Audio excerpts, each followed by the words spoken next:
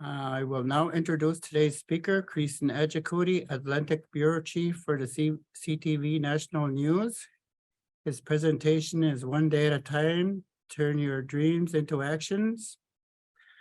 Brief bio of Creeson. He was originally from Cowessess First Nations in the Treaty 4 territory in Saskatchewan. He is now the Atlantic Bureau Chief for CTV News based in Halifax, reporting on significant stories in Canada's 4 Atlantic provinces. Creeson previously worked as the parliamentary correspondent for CTV National News in Ottawa. And before that, video journalist for CTV News Regina, CTV News Saskatoon, and host of CTV's Saskatchewan award-winning series Indigenous Circle. Creeson was raised by his single mother, Claudia Agecoutay, who also made education #1 at home. Creeson holds a journalist degree from the University of Regina School of Journalism and graduated from the First Nations University in Canada. Welcome to the Lifelong Learning Center, Creeson. Thank you for being here today, and I will now turn it over to you. Hey everyone, how's it going today? Tanse, good morning. Good morning. So happy to see you all. Does everyone see me okay? My head's not cut off on the top?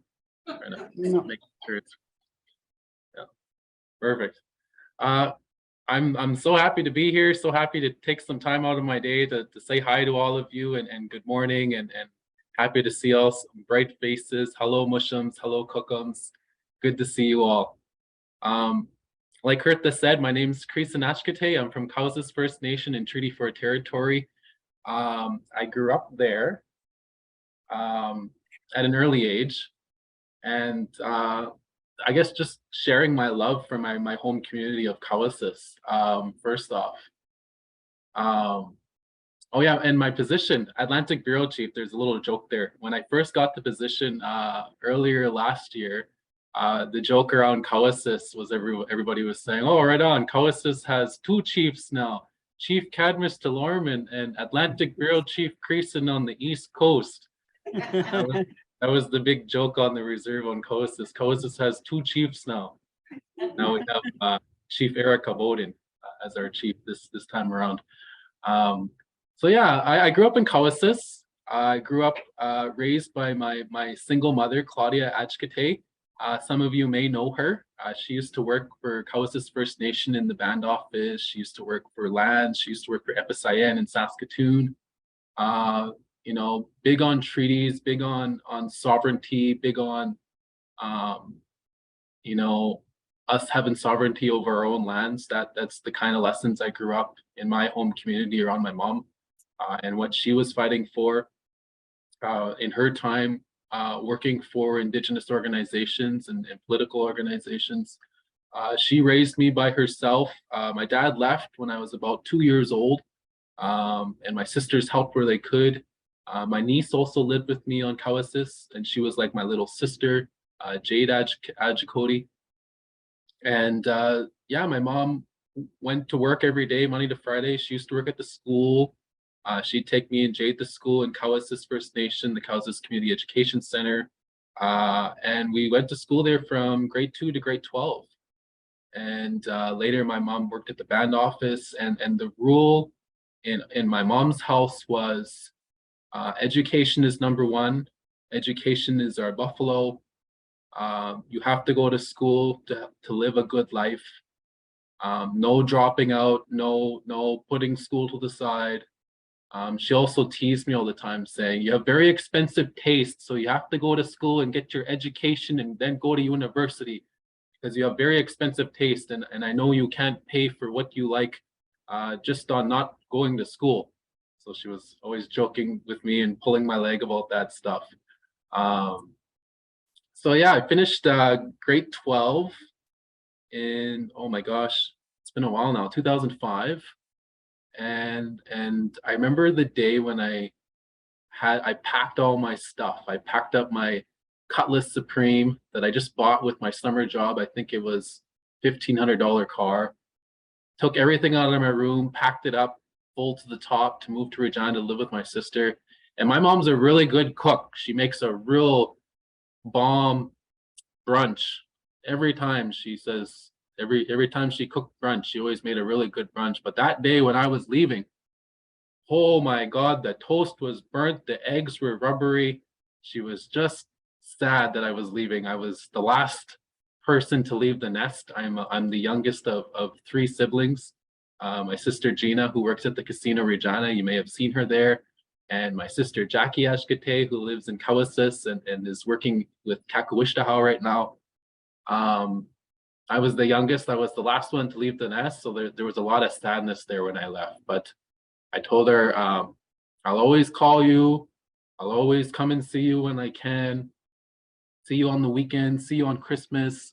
You know, that was the promises I made to her, that continuing my devotion to my mom, to be there for her when she needs me. And because she was always there when I needed her in high school and grade school, and even in university, I'd call her and she'd walk me through ideas of trying to get through life and what should I do next when I hit those ruts in life. So when I moved to university, like many First Nations people that leave the reserve, culture shock. You know, I grew up on Kawasis, where a lot of the teachers were my aunties. So moving to Regina and starting university at the First Nations University and University of Regina, you know, those big auditoriums, you know, 250 kids in the class, and it was so such a culture shock for me, and taking notes and listening to professors and all of that stuff. And I didn't even know what I wanted to get into when I started university. I was like many students at that time, not knowing what to do, but you know, university was the next step, and that was the next goal under my mom's guidance. But I ran into Tom Twist, my student counselor. He's not at First Nations University anymore, but Tom Twist told me, you have really high marks in writing. I think you should take this INCA program, this Indian Communication and Arts program at the First Nations University. I was like, oh, tell me more. So it's this crash course, 2-year certificate that teaches you about broadcast, print, online web, radio, just gives you a crash course. And I was like, yeah, you know what? That sounds like fun. I'll do that. I grew up in Kawasis. My time with my mom was after work and after school around the TV, watching CTV Regina, and then staying up a little late and watching national news with Lloyd Robertson. You know, I was a little kid watching that, and that was my window to the world in Regina and in the world of national news. You know, I grew up doing that, and I grew up watching Nelson Bird on Indigenous Circle on Sundays, and him doing his reports on CTV Regina. And I remember telling my mom one day, saying, you know what, I want to do that job, because he was in, I believe it was Holland, you know, covering the First Nations, the First Nation veterans, and bringing spirits back from the war, from World War II, and all that work. So Nelson went out there and did a nice full, I think it was 2 specials that he did on that. And I remember telling my mom, watching this as I was a little kid, saying, I want to do that one day. And I forgot all about it. And when I was in journalism, when I was in Inca at the First Nations University, Nelson was our summer institute teacher, and he was teaching the broadcast section. So I was like, oh, right on. I was like, it's just so funny that my path would run into Nelson, and I grew up watching him. So that was kind of my foot in the door at the beginning. But I was still like, you know, fresh off the reserve, nervous. It was so hard doing interviews. My hand would shake when I was interviewing people. I'd be so nervous. I wouldn't even know what to ask and stuff. And, you know, going through those classes at Inca got me out of my shell. And I remember coming in late one day, summer institute class, and they were like, all the students were like, get Creeson to do it, get Creeson to do it. I'm like, what are you talking about? And they said, we'll get him to be the host of our 1-hour broadcast show called Eyes on the Street. And it was hard. It was tough work. It was got me out of my shell again, to be in front of the camera and be a host of this student project that we had. I did it with Cassandra Pikachu, who's also doing big things these days. And yes, we did it, and Nelson aired half of the show on Indigenous Circle. So that was a big thing to be a student in university and have some of your work on CTV Regina for everyone to see on a Sunday. That was like such a huge cool thing to see as a student. And after that, I lost focus in university. My goal was to finish university at 21. That was the goal. 2021, I was going to finish university, get my first degree. And I lost focus, and my marks started going down to 60s and 50s. And I said, you know what? I need a break. I need to just step away.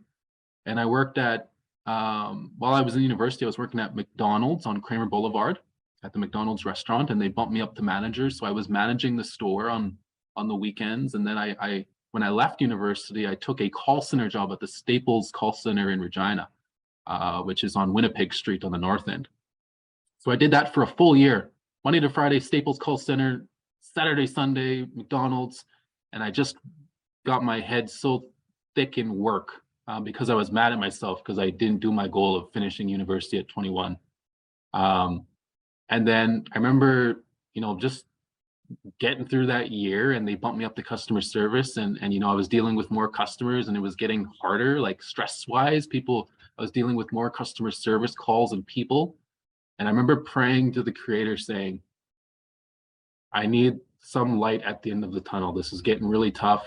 I feel like I'm at the dead end of my life right now. I need to figure out what I should do now. And lo and behold, Nelson called. He said, we remember your Inca program show on at university that we aired, and there's this position open. We think you should apply. And I got the job. It was like my saving grace moment. I was so happy. And I worked at CTV Regina for 2 years straight, learning everything. It was a student mentorship program. They walked me along. They taught me how to do the job, how to do interviews, how to do the story. I got to do stories for CTV Regina and Indigenous Circle. Once I went back to school, I continued working at CTV Regina, and also the Saskatoon Star Phoenix. While I was in journalism school, I was writing stories for the Saskatoon Star Phoenix. I wanted some paperwork and to write for print. And when I graduated and got my journalism degree in 2013, I was like, I'll just continue being the reporter for Indigenous Circle and doing stories. And Nelson said, you know what? After 15 years of hosting Indigenous Circle, here's the show. I am done. I was like, hola. 23 years old, just fresh out of journalism school, and he makes me host of Indigenous Circle. So a lot of weight on my shoulders, but I got to host the show 2013 to 2018 when we were still on the air, and that was a lot of fun. I loved being the voice for Indigenous people, helping people get their stories out. I felt accomplished picking up the Eagle Feather News every week or every month and reading the stories that John Lagimode would put up and say, yeah, we did that story, we did that story, we did that story, we did that story. I felt a sense of accomplishment, seeing that all of the stories that everybody was talking about on Indigenous news was on Indigenous Circle. And we did many specials. It was a lot of fun. Unfortunately, the show winded down in 2018, and I moved to CTV Saskatoon. And when I was there, I was doing a lot more news, just straight news. Indigenous Circle got winded down to a segment on Sundays in the news, but other than that, I was doing straight news and doing hits and live hits for 6 p.m. and 12 p.m. Just deep in the news part of it, mainstream news. I did this one story out of Saskatoon. Evan Penner, he was a homeless Indigenous man from northern Manitoba, who was slowly making his way back to Manitoba, but he ended up in Saskatoon. And it was a hot day. He was in the backyard, and he needed to lie down because he was having heat exhaustion. People called police on him, saying he was in this backyard. Police came and they got into a fight. The police officer was trying to arrest him. He got into a fight back and forth. It was really bad. Some people heard him screaming. Some guy in the backyard started filming him getting beat up by the police. And so I was following this story and covering it day by day. And the next part of that story was, what happened to Evan Penner? Where is he? My partner, Tessa, found him and we did the story with him and did the interview. So I was following the story, and news channel, CTV news channel, that our 24-hour cast was airing the stories. And it caught the eye of the directors at CTV National News, and they called me one day and said, "How long have you been at CTV?" I said, "Since 2008. "Really?" Like, "Yeah, I was doing Indigenous Circle." "Oh my gosh." I was like, "There's a position opening here in Ottawa for CTV National News. I think you should apply. Come down to Toronto, try filing stories for CTV National News, and see how it goes." So they shipped me out to Toronto. I stayed there for 2 weeks. I did news stories. I met Lisa LaFlamme for the first time. I met Omar Sachedina, all the people I grew up watching in university. I get to see them in person and learn from them. And it was such a rewarding experience. And then after the 2 weeks passed, I passed the exam, I guess, and got shipped off to Ottawa. So me and my family moved to Ottawa, and we stayed there for about a year and a half. I was working on Parliament Hill, covering all kinds of stories. The pandemic hit, so I was covering all kinds of COVID stories, updates from the government. It was quite a thing. If any of you remember the convoy, the truckers convoy on the Hill, I was covering that, filming that, doing interviews with protesters. That was pretty interesting. And I also got to bring Indigenous Circle nationally. Rosa said, my news director said that, when you come over to national, we want you to bring Indigenous Circle with you. So we've been airing Indigenous focused stories nationally. And that was the first time that started happening, where we have an Indigenous Circle segment in our newscast. So it's not just me that does the stories. Donna Sound in Toronto does the stories. She's another Indigenous reporter. And all the other reporters, I'm sending them Indigenous story ideas to get them to do Indigenous stories. Helping where I can to try and get Indigenous news nationally more often in CTV National News. So when I was in Rome covering the Indigenous delegation to get the Pope's apology for residential schools, this position opened up and they asked me to apply. So I applied and I got the job. So we moved from Ottawa to Halifax, me and my family, and I've been living here for just over a year. And it's been quite a journey, from living in Regina and Saskatoon, and now Ottawa, and then Halifax now. I've seen a lot of things, met a lot of people. It's been quite rewarding, this job, and helping, being an advocate for Indigenous people to get their stories out. I'm working with the Mi'kmaq people here in Nova Scotia and trying to do more Indigenous stories with them and get their voices nationally and recognized here. So I've been trying that. It's one step at a time, but I'm also doing a lot of mainstream news stories out here that are breaking.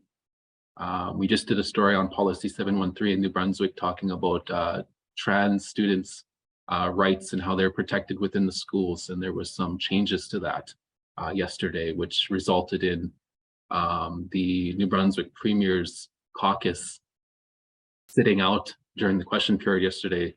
And now his opposition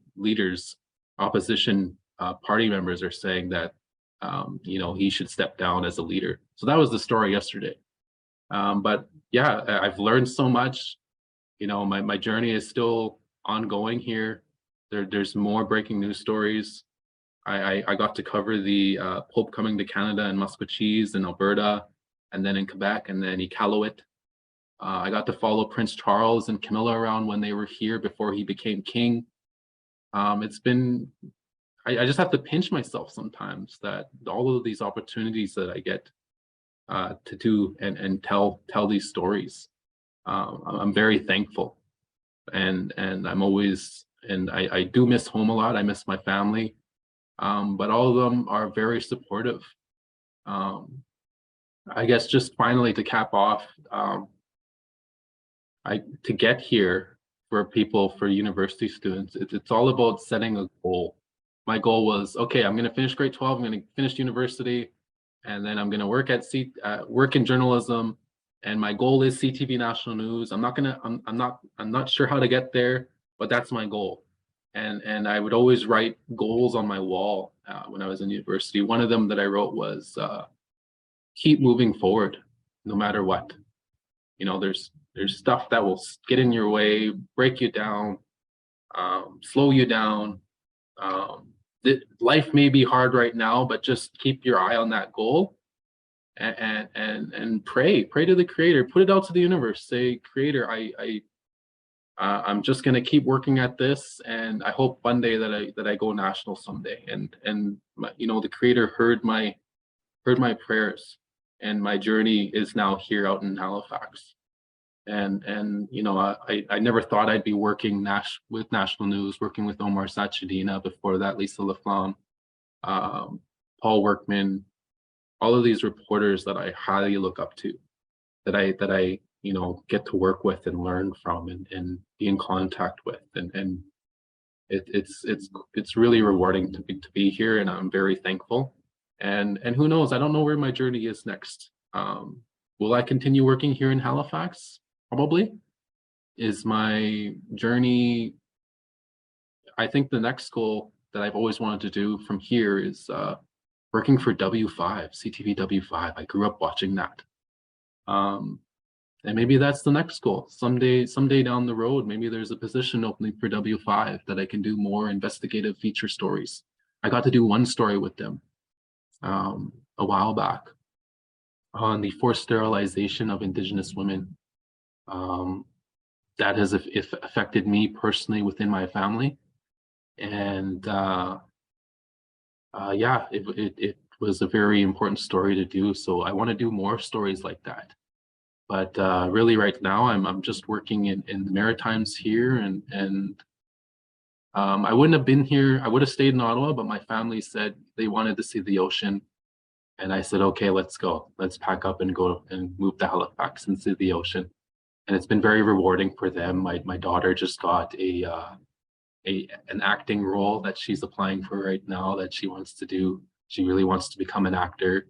My son is in the Navy Cadets, and he's so excited about that. He loves wearing uniform and marching. My wife Tessa, she was working at the North American Indigenous Games here, and before that, the Salvation Army, helping the homeless. So it's been very rewarding for all of us. Going back home this summer to see my family, my mom, and I'm also finally booking a trip to Japan. I've always wanted to go to Japan, so me and my partner are gonna go. So yeah, that's. I hope I didn't bore too much of your time with a little bit of my story, but I hope anyone that's listening know that if you want something, you gotta work at it every day, and set a goal, and put it out there in the universe, and just keep working at it. And I'm very thankful. And surround yourself with the people that support you in what you're doing. That's also important. I always made sure that my mom, Nelson Bird, my partner Tessa, they're all guiding me and helping me every day, and I'm so thankful to them. So yeah. Oh, thank you, Creeson. And I think we have questions. Anyone wants to ask a question? Nelson, go first. You've been waiting. Yeah, I know. There's no rush, Creeson, but good job as usual. And just a little bit of, can you hear me okay? Yeah, I can hear you. Okay, good. One thing that and you go back to the beginning of when you were selected to do this job, and I always feel that it's fate and it's destiny that these things happen. They don't just, it's not just coincidence, it's not just a flash in the pan. This was meant to happen, that you are doing this job, and this journey that we took together throughout these years was so important to you and to me and to the viewers, especially the viewers. But one of the things I want you to talk a little bit about, if you can, is just before I say that, before I continue, is that yesterday, 10 years ago, yesterday is when you graduated university, because it's in our memories of Facebook memories that you were graduated from FNU. But in this journey that we've shared, and you continue to, and I do, and I'm on mine still. We've had these ups and downs. We've traveled all over the place, and we've met so many people. And I always tell people that it's not just getting the story and doing the interview, and it's about the people. We've sat down in people's houses, had tea, had bannock, them inviting us into their houses. It's not just the story that people see on TV all the time for you and me. It's what goes on when the camera's put down. Talk a little bit about how your relationship with viewers, Indigenous, non, has grown you as a person. That's one of the things I enjoy the most is getting that time to visit with elders. I got to do that so many times with Indigenous Circle, create all these new relationships. And when I go to powwows or events, or like I said, gas stations or Tim Hortons, and I run into these people that I interviewed. You interviewed me during this time. I'm like, oh yeah, okay, yeah, I remember that. It just becomes so much more part of the community, part of the people in Saskatchewan, part of their life journey and everything. So I really enjoy that. And that's one thing I like. This job, it's a little bit more hectic. There's less time to do that, unfortunately, but when I can, and I do have a day to film and visit and meet with people, I really don't take that for granted. And I make sure that I create those relationships. I still have a lot of people here that are texting me and bring ideas, and I'm always trying to get them to Nelson or somebody. So if you see an Indigenous story on CTV Regina or CTV Saskatoon, I may have helped to try and get that story to air every once in a while, because I still got so many connections back in Saskatchewan, and people reach out to me, even though I'm over here.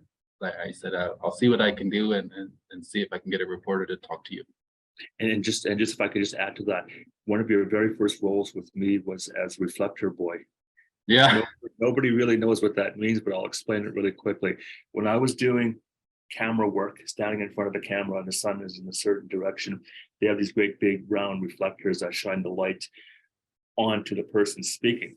So we need that third person. So wherever I was in front of the cameraman, we needed that reflector person.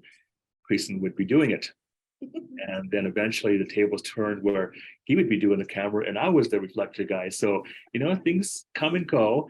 And I remember your very first long interview, and it was long because you'd watch me do the interviews, and you have to try interject when people are talking in a respectful way. As soon as there's a pause like that, you jump in and you ask your next question.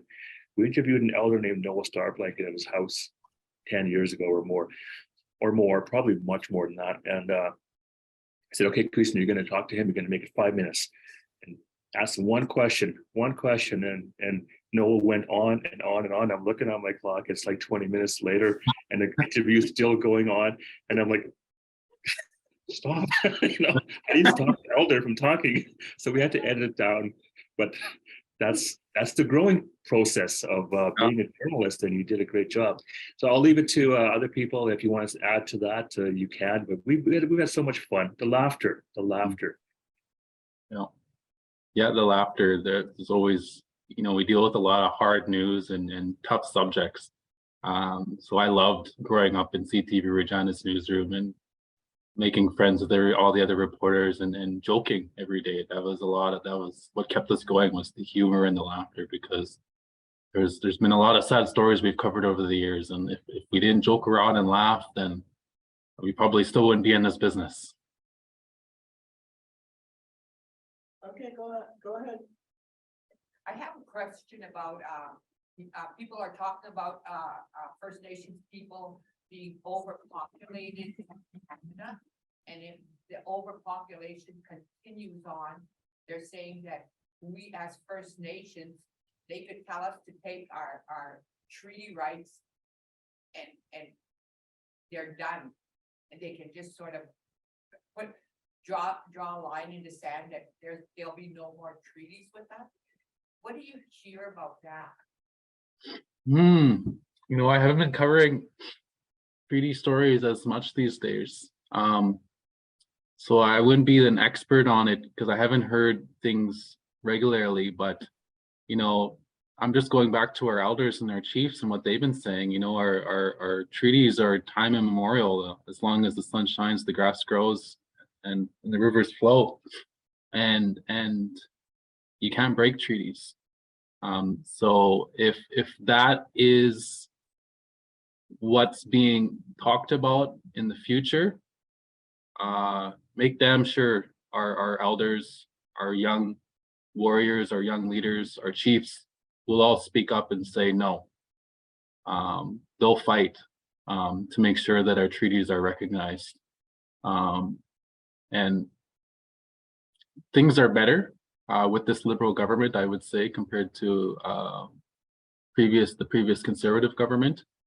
But there's still a lot that needs to be done for Indigenous people, especially even our boiling water advisories on reserve. It's so outstanding. There's so many issues there. All of our reserves should have clean drinking water. Why are we not there yet? You know, world-class Canada with all these resources, billions and trillions of dollars, trading, export, and our reserves are still, many of them are still without drinking water. So yeah, I would, if that's the notion moving forward, I know that our Indigenous people will speak up and say, no, this will continue, our treaties will continue. I got a question from Denise. How do you debrief after a tough story? It's important to debrief so you don't carry it. And love your Creeson, she said. Oh, thank you. How do I what? Debrief. Debrief. Oh, debrief. Good question. That is a very good question, especially for reporters in this job. I have my dog Lily. She's just over 1 year old. She's a golden retriever. I go for as much walks as I can with her. I love her. I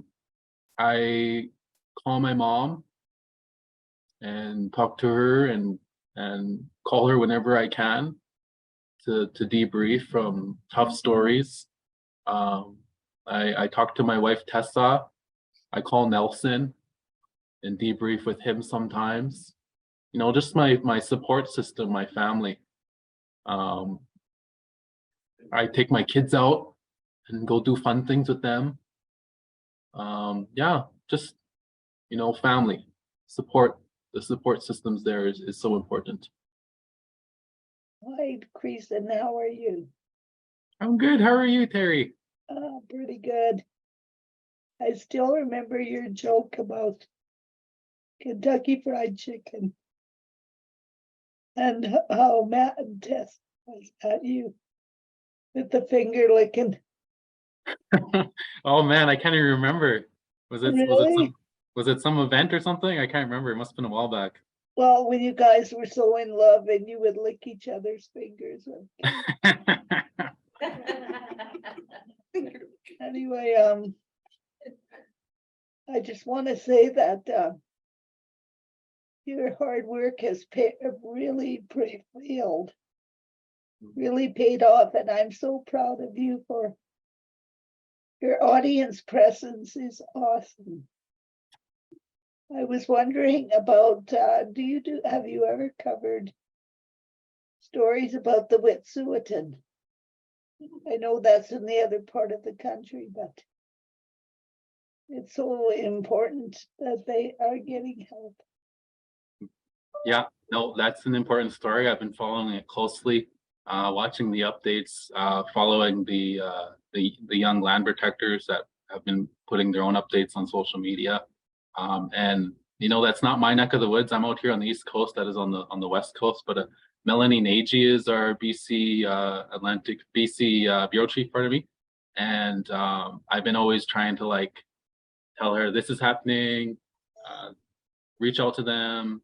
Here's the people you can contact.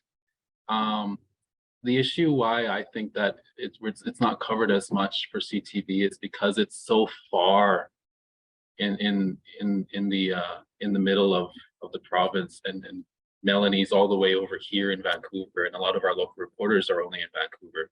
I think there's maybe just maybe one or two out on the east side of BC, so it's not covered as much. I wish it was. I honestly wish it was, because there's so much happening there. You know, that could be what's going to happen in our next Indigenous land, our next part of Canada, you know, and whatever is happening there is going to determine what's going to happen in the future. So I really wish mainstream media would cover that more. But it's so far over here away from all the newsrooms that they don't normally go up there, unfortunately, unless we have a lot of visuals on cell phones and different things. And not only that, the police keep the media out, the ones that are trying to cover it. RCMP have been keeping the media out of there and keeping them from doing their jobs and arresting them if they're in the camps. So that's an issue. That's a serious issue that RCMP is doing to the media. But yeah, whenever there's breaking developments happening there, I'm always telling Melanie to do this and trying to be a voice that you guys should do a story on this. So yeah. If I could just add to that quickly, and just on your point there, Terry, and your question, and one of the problems that we face as journalists, as CTV Canada, is that there's so few Indigenous journalists in this whole country. Less than 5 status First Nation people across Canada in newsrooms as journalists. There's myself, there's Creeson, there's Ben in Vancouver, Donna Sound, and I think there's a woman in Winnipeg, a Métis girl named Taylor. So that's all, out of all the employees of CTV, there's so few of us. So we're constantly pushing to get these stories done. And sometimes it comes up against a brick wall because, we're fighting to get these stories done. But sometimes a simple story like Taylor Swift or whatever, I'm just using that as an example, will take priority over whatever is, our issues that we feel are important. So it's not like we're not trying, because I know you're not accusing us of not trying, because we do try all the time, but we have a lot of hurdles to cover, to cross, to get over, to get to these points, to get these stories. I'm in a position now that I can make decisions in Regina which stories we cover, but it's not the same across Canada. Creeson, in his position at Halifax, is in Halifax, so he can't dictate what's going to happen in BC or Manitoba. But we are a team, and we just have to make sure that we push these stories continuously. That is what I want to say. Thank you. Wow. Creeson, I got a comment and question from Shannon. Inca is expanding to a BA program. You took Inca and then you took the Bachelor of Journalism at the U of R. How were the Inca and U of R journalism programs different? And what should we be sure to include in the new Inca BA? Ooh, that's a good question. Going back into my memory, I just remember Inca being so great at just introducing me about journalism in general and having that Indigenous lens attached to it, educating us about our Indigenous people across North America having their own papers at one time back in the day. So that was like, oh wow, that's awesome, that's great. People sharing, our Indigenous people sharing news. So I remember that, and I remember just having actual people from the industry come and teach us about radio, about TV, about online print. That was so important, and first hand expertise knowledge was just so great to have for Inca, and I really respect Shannon Avison for doing that, bringing those people in to us young students to do that, because that helped us along so much. And in journalism school was really based on projects, on stories. The same thing we do every day here. There's this story, go out and get it. Try your best. Your deadline's at 6 p.m. So that was quite eye-opening for us. But it's natural. We do that every day now here. So yeah, I don't know. I think for Inca's new programming, new class programs, yeah, just I think more, we already did it, like we did a half-hour show on it, but yeah, like more hands-on projects, more hands-on day of projects due. Yeah, I think that would be good. Internships, an internship was great. I learned so much at Saskatoon Star Phoenix. If there's some way to incorporate that, that'd be great. We need more Indigenous journalists. So yeah. Oh yeah, no, totally. You can post eyes on the street if you like. Yeah, 2006. I'm okay with that.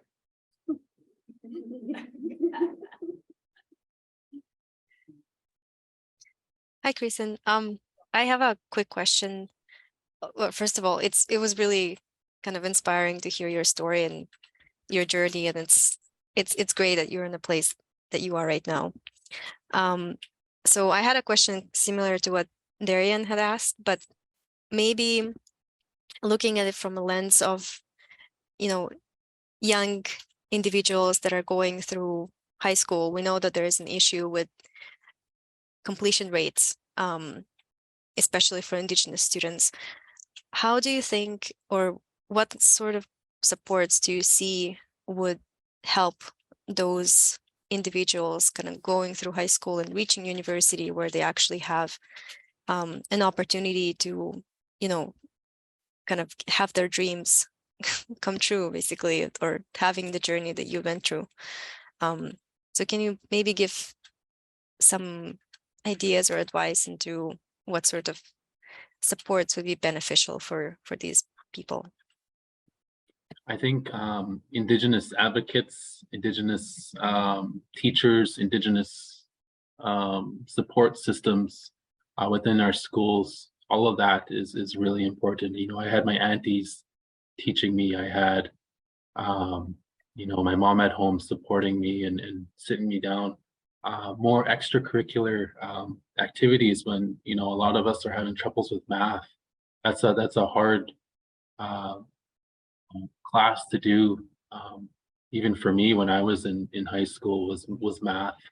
If there's an Indigenous teacher that could teach math or just have that Indigenous perspective, I think that would help a lot. But a lot of it has to do with what's happening at home for our Indigenous students. A lot of them have parents not doing so well at home, and the students have to try and navigate through that and go to school and try and finish school.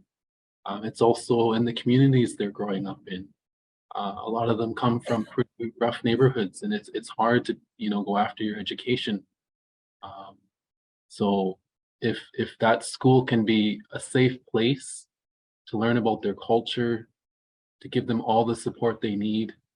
I commend the teachers that go above and beyond for Indigenous students when they're going through hard times, the ones that are dropping them off just so they can get home safely, or picking them up in the morning just so they can get to school. We need all the help we can get. And I commend all those teachers for doing that help and doing that work. Yeah, thank you for that. Our afternoon, Creeson. My name is Colleen Kewayton, and I would just like to comment on one of the things, like watching you speak and listening to the way you speak has inspired me, because I'm a grandmother who looks after 2 children that were apprehended. And I think that what brought me here is the dreams and the goals, right? Always said, I'm going to be a good grandma.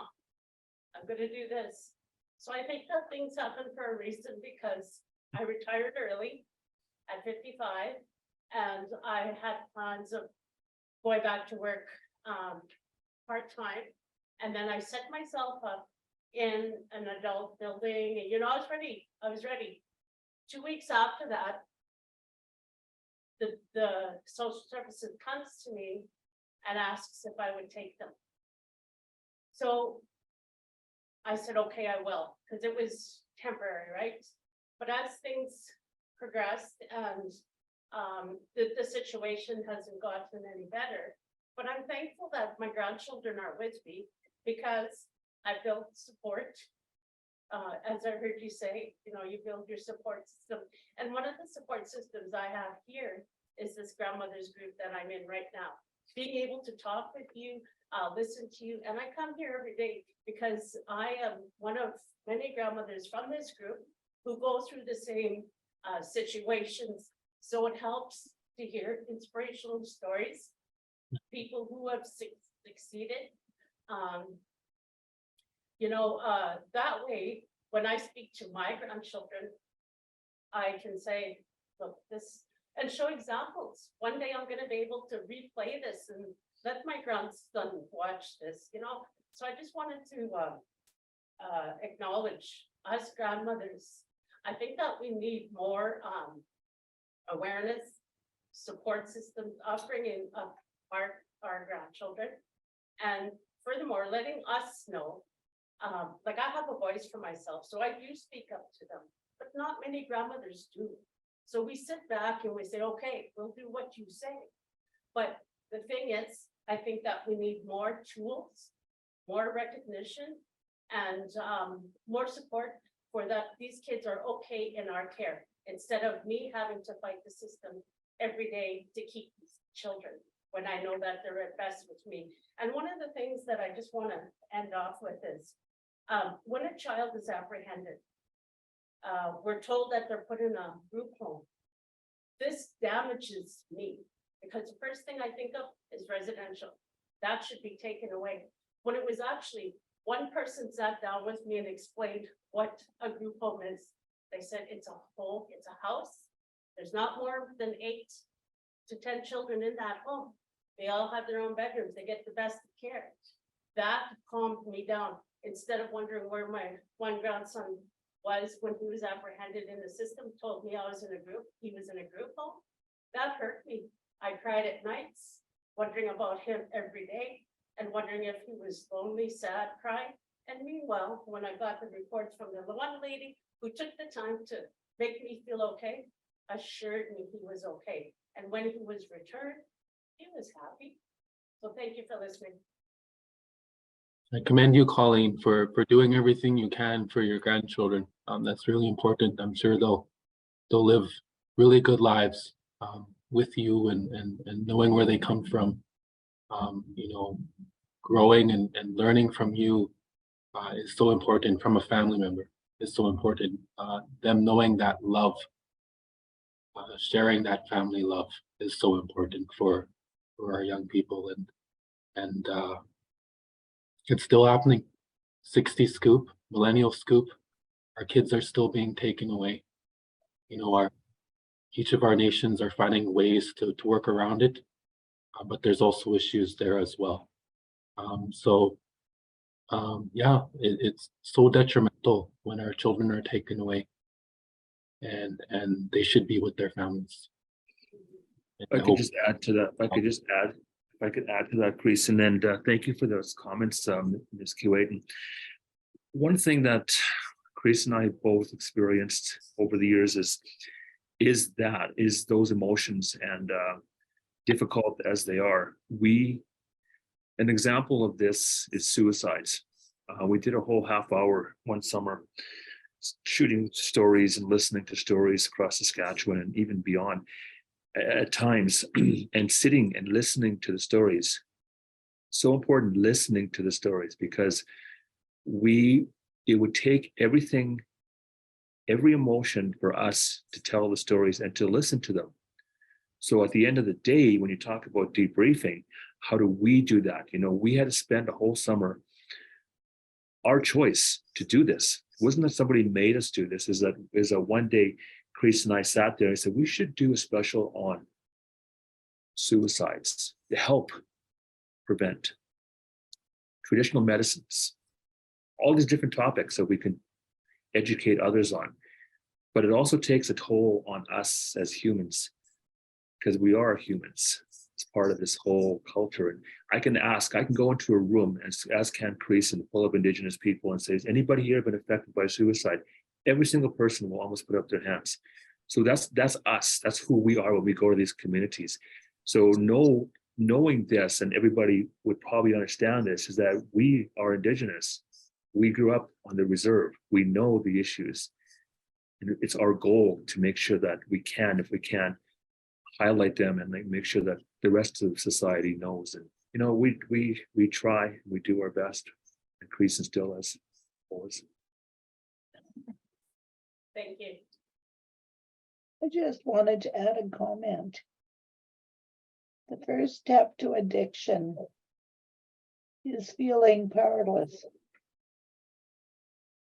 And with that, colonialism is alive and well in Saskatchewan. Is it any wonder many people are so affected thanks to feeling powerless?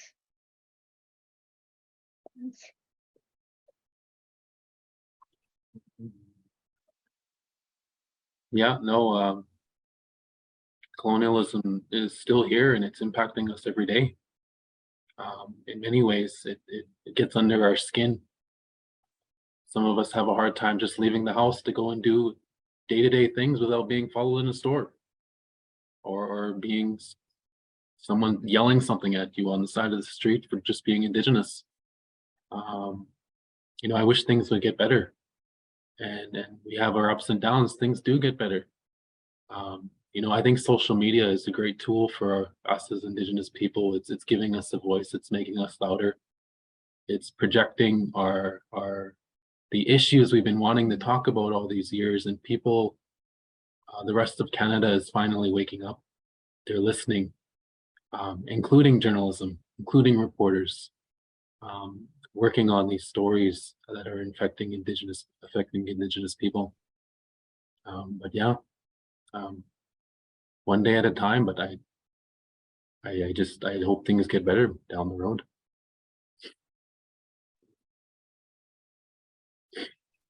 We did a funny story. We did a story, Chris and I. We were in Akwesasne First Nation doing a documentary on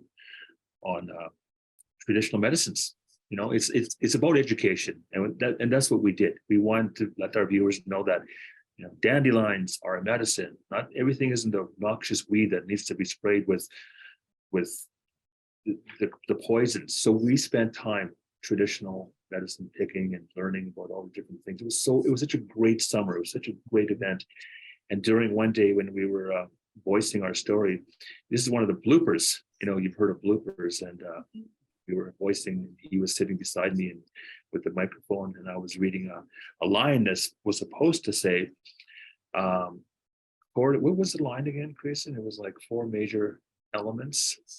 According to elders, there are 4 major elements when it comes to traditional picking. And I ended up saying according to elders, there are 4 major elephants when it comes to picking. and we laughed so hard. We just laughed and laughed until we had tears almost. And then I couldn't even do the line after that, because that's who we are. That humor is what keeps us going all the time. No matter how serious the situation is, we have to laugh. Yeah, have to. Yeah, and I get stressed out here with every day-to-day things and working here and in Ottawa. And sometimes I just call Nelson. We just laugh. We just laugh over the phone about stuff happening in the newsroom or stuff previously that happened. So it's good. Yeah. Another I have a question. question.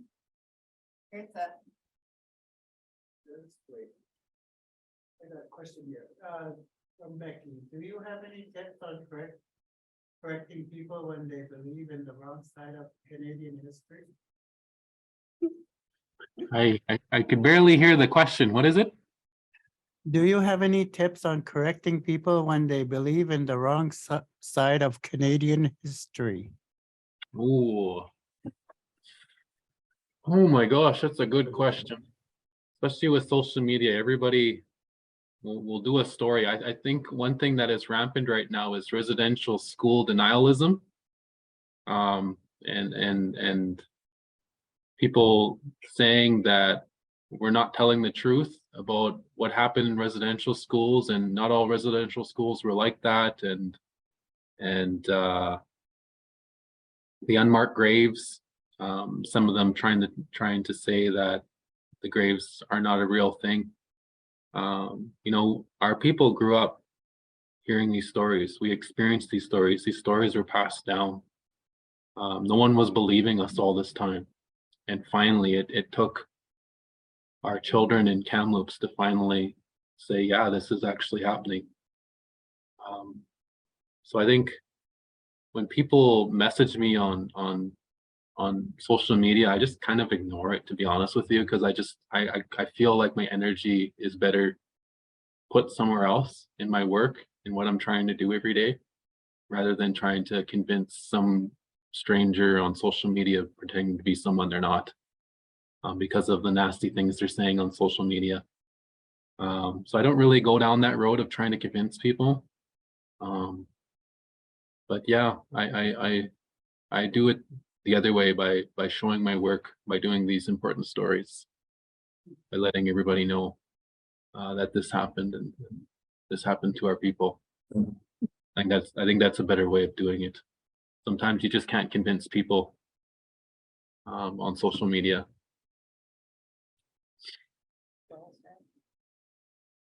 Any more questions, ladies?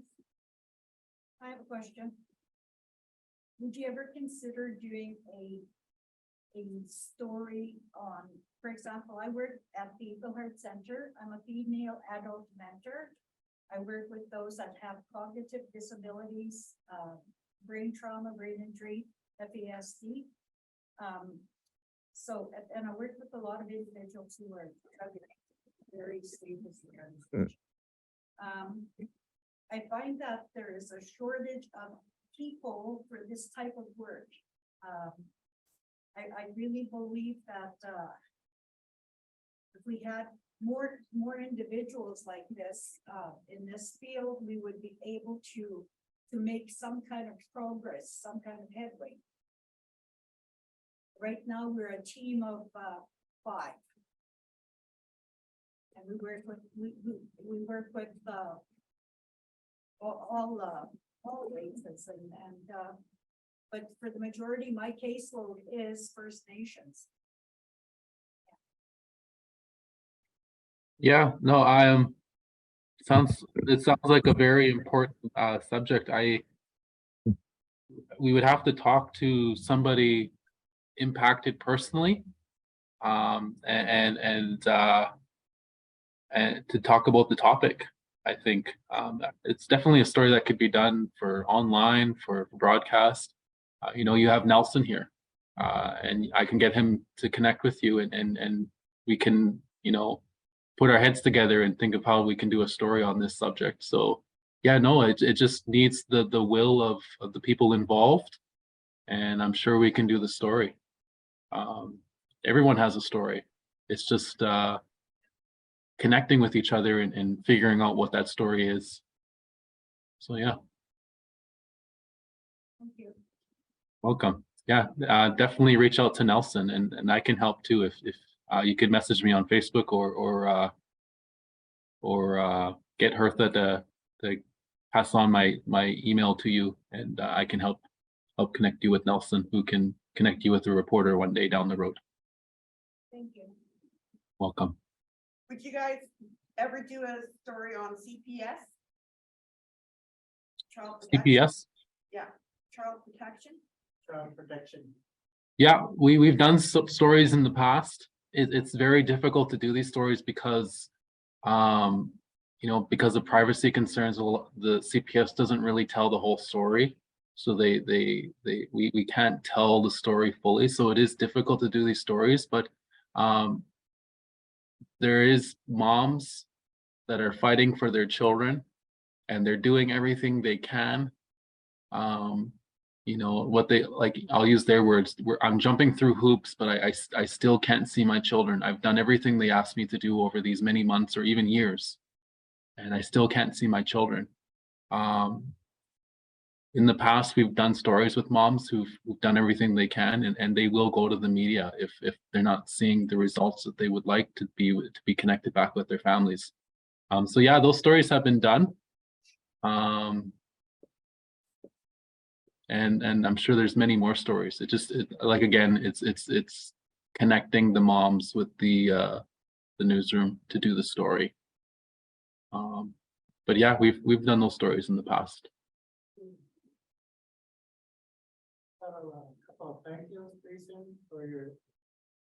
Thank you, Creeson, for your stories and advice. It was good, great learning from you, and I wish you best of luck in the future. Oh, wait, I can't get my mouse to move. I can't get my mouse. Got one more question? One more question? Okay. The stories on, missing and murdered women and men. My aunt went missing in 2007. And it's just a dead end. We've done searches on our land. And, I watched FPTN late at night and I get shit because I stay up real late. My boy works night shift and he tells me, what are you doing this time of the morning? But I was wishful thinking. I always listen to spirit talkers and ghost hunters and wish they would come out to the land where my aunt went missing and see if they can do a session on it, but I know that costs lots of money. But my nephew went missing. And he's gone, and we don't know where he is. And his name is Orville LaPlante. He just left, after his parents passed away, he just left. And we have no knowledge of, he hasn't contacted brothers or sisters, and that's a big family. And my aunt's name is Osmond LaPlante. She lived on our little acreage there. And she had a bunch of dogs. And we find it very strange because she had one pet dog that she lived in her trailer. And we find it very strange that she would leave her pet. And we've done searches on that land and just nothing. And I guess that's evil stories on that, missing and murdered men and women. Yeah, no, if the families are available to talk to me, I will always do my best to do the interview and do the story of families impacted through MMIWG. If your family is comfortable, I can help connect with Nelson, help you connect with Nelson, and we can revisit and do a story on that. And Nelson would need a reporter to interview a family member, and then we would interview the police and any pictures that we can have of your family, your loved one, and we can revisit and do that story and let the public know that the family's still searching, still wondering, still looking. I'm very sorry that your family continues to go through that. It's very, very troubling, very hard, and you know, such a long time without answers. Yeah. Yeah, and I'm familiar with those cases there. Well, especially the one with your aunt, and I know Creeson and I were up in at near Lestock doing the story when Cody Ridge Wolf, that would be your nephew, I suppose, your nephew. When he went missing, we were there. We did a story. We actually walked around and you know, we've done many stories on missing people. And the woman that went missing too, that was we've done several stories, at least a few CTV Regina on her too, because we know Myrna LaPlante very well. So we try to keep those stories relevant and updated as much as we can. And it's probably time that we update that. Now, and I wasn't familiar with the nephew going missing after the death of his parents. That's kind of new to me. But yeah, you know, I've been covering these stories, and Creeson has these missing, especially the missing ones, because like, once again, we are part of the community and these do affect us. So we try to listen carefully and try to do stories when we can of the missing people. Sometimes it's not a national story. Sometimes it's a provincial or a local story. I go far back as Tamara Keaton is going missing. You know, I covered that extensively at that time, and it still resonates with me. It still haunts a lot of us who were part of those searches. And even walking in the grass, you know, and looking with the searchers, it was even my goal at the time, thinking maybe today is the day we'll find something. Maybe today's the day. And me being working as a camera person or a reporter, being just like everybody else and hoping for the best, hoping for an outcome. So we are familiar with the missing issues a lot, and Creeson very much is, because he's always messaging me all the time with story ideas. So whatever he gets, he always passes on to me, and I can't always do the stories either here, but we do what we can, we try, especially with the missing aspect. That's a big one. I know that. But thank you for sharing. Colonel LaFond is the spokesperson for this, for our aunt there. So she lives in Saskatoon, but they were doing a missing and murdered session here in Regina about 3 weeks ago to a month. And she updated me saying that there was gonna be a search on the land again. That's supposed to be coming up. Talking to that. Pratt, and they were talking about this, and we're kind of. If there's a search coming up, I'm sure if Nelson can reach out, if there's a search coming up, he can send a camera and a reporter to do a story. So yeah, that would be. Yeah, and I hope somebody lets us know officially. You know, sometimes people don't let us know, and then they ask us why we didn't go.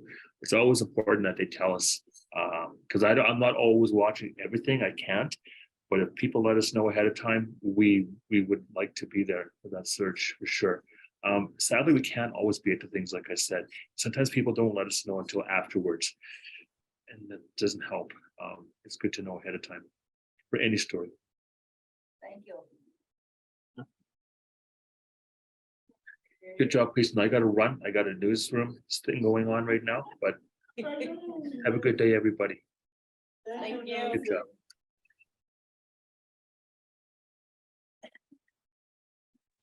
We're super proud of you here on Causes as well, Creeson. You're such a inspiration and a mentor to a lot of us out here. And I was just showing some pictures of our beautiful valley and where you grew up. So I just wanted you to know, and I sure learned a lot, and I continue to learn off of you. And I'm so proud watching you all the time and bringing those Indigenous stories to the forefront, or bringing it nationally, right? Thank you for that. I love you. Love you too, Denise. Thank you. Okay, Creeson, a big thank you. Forward a gift to you when I've done all these presentations. So thank you. Thank very you, much. Hertha.